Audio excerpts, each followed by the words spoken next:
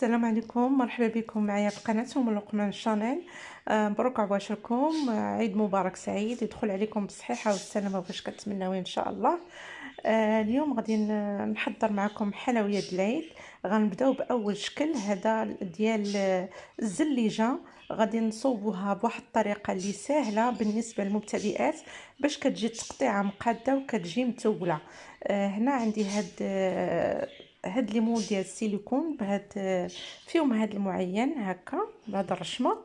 كناخدو هنايا كيكون عندي هنا هذا كاوكاو، راني قليتو وماشي قليتو يعني حمرته وحيت له القشره ديالو وطحنته، ومن بعد زدت عليه ما والعسل والقرفه وطحنته هكا.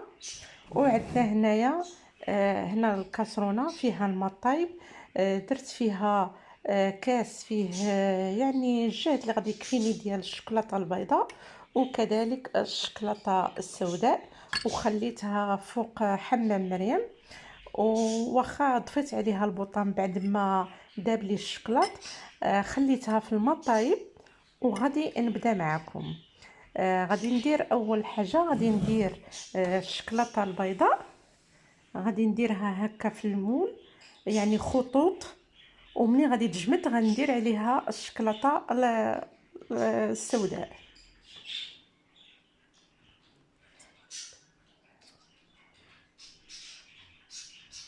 يعني هكا.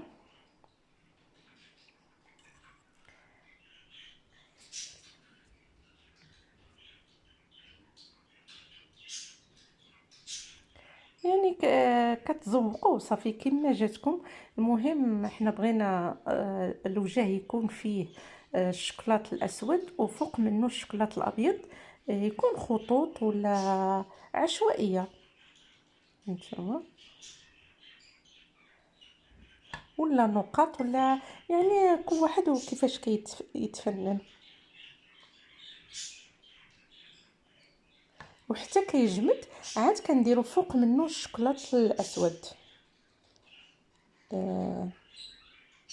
نبقاو على هاد الطريقه، وبعد ما نكمل غادي نوريكم الشكل. بعد ما جمد غادي ندير فوق منه الشوكولات الاسود.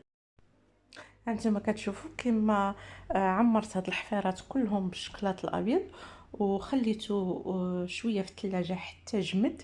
دابا غادي ندير فوق منه الشوكولات الاسود، وكذلك غادي نديروه يبرد. هنا غادي نعمروها يعني خاص التحت كله يتغطى، هذاك الشوكولاط الابيض يتغطى لنا بالشوكولاط الاسود.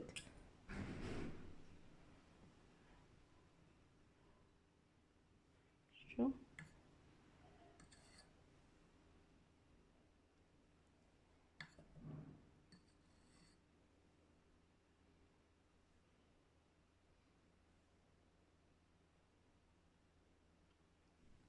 وكنستمر على هاد الطريقه حتى كنعمروا هاد المثلثات كلهم او معينات ديالنا، كنعمروهم بالشوكولاط الاسود وكنخليوهم يبردوا ونلتقيو كذلك مره اخرى. هانتوما شفتوا انا قديتهم كاملين وكضربوهم هكا باش ما كيبقاوش دوك الفقاعات في الوسط ديالو، باش كيجينا مفيني ملي كنصوبوا الحلوه ديالنا. دابا غادي نديهم الثلاجه واحد 2 دقائق حتى كيبردوا وعاد غادي نكمل. هانتوما تشوفوا بعد ما جمد معايا الشكلاط الاسود اللي كنت درت اخر مره، جبته وعمرته بكاوكاو اللي خلطته كما قلت لكم. نعاود لكم الخليط فيه كاوكاو يعني القياس اللي بغيتو نص كيلو ولا اكثر. كتحمروه وكطحنوه، كتحيدوا له القشره وكطحنوه وتزيدوا معاه القرفه والمسكه الحره. قبيله راه ما قلتها لكمش، شويه المسكه الحره والقرفه والمزهر والعسل باش تخلطوه. ملي كتشوفوه هكا واخا راه كيبان لكم هكا محبب، راه ملي كتكوروه هكا راه كيتجمع بين الاصابع هكا، خصو يكون هكا. دابا غادي ناخذوه هكا وغادي نعمرو به هاد الحفيرات ديالنا بهذا الشكل هذا، ونضغطوا عليهم مزيان بحال هذا الشكل هذا اللي صوبت. ويعني نعمروا هاد القناه ديال المعين باش ما يجيوناش خاويين. بهالطريقه هذه هانتوما كتثبت وكتاخذ الشكل ديال السيليكون. نعاود معكم وحده اخرى. هانتوما كنبركوا عليها بالاصبع ديالنا حتى كتاخذ الشكل. راه ملي كنديروا له العسل راه كيتجمع، واخا كيبان لكم هكا راه مفرتت، ولكن راه كياخذ لنا الشكل ديال السيليكون. وبعد ما غادي نفينيو هادشي كله، غادي نديرو فوق منه الشوكولاط الاسود وندخلوه كذلك يبرد، ومن بعد غادي نزولوه من السيليكون وغتشوفوا الشكل النهائي.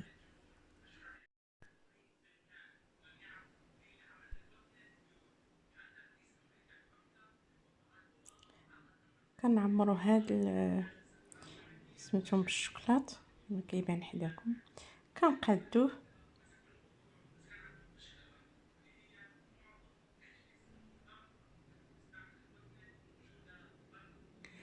كنستمروا على هاد الطريقه هكا حتى كنساليو كلهم ونديروهم يبردوا، عاد كنديمو ليهم وكنديروهم صافي ديال التقديم. فانا هاد شويه ديال الكاوكاو المطحون اللي مخلط بالعسل والمزهر والقرفه وشويه ديال المسكه، هذا بقى لي غادي نشكل به حتى هو واحد الشكل اخر. غادي ناخذ الشوكولاط الاسود وغادي ندوبو وغنضيفو لهاد كاوكاو وغادي نشكلو كويرات وغندير فيه خويطات ديال الشوكولاط الابيض. هانتوما تشوفوا معايا. هاني بعد ما دوبت انا الشوكولاط وضفت ليه هاد الخليط، هاد الكاوكاو اللي عندي مطحون، ضفته غادي ندير به شكل اخر ويعني شكل جديد. بقاو معايا حتى تشوفوا كيفاش غادي نشكل هاد كاوكاو. وهذا هو الشكل النهائي ديال الرخامه ديالي. وكذلك هادو الكويرات اللي صوبت هكا بهذه الطريقه، فمن مكون واحد صوبت جوج ديال الشكيلات. نتوما كي كيبان حداكم، ها هي الرخامه وهذه كذلك. هاد الكويرات كيجيو في المنظر رائع ومزيونين. كنتمنى من الوصفه ديال اليوم والحلوه ديال العيد هاد الشكل هذا تجربوه وغادي يعجبكم وغادي يكون معتمد عندكم.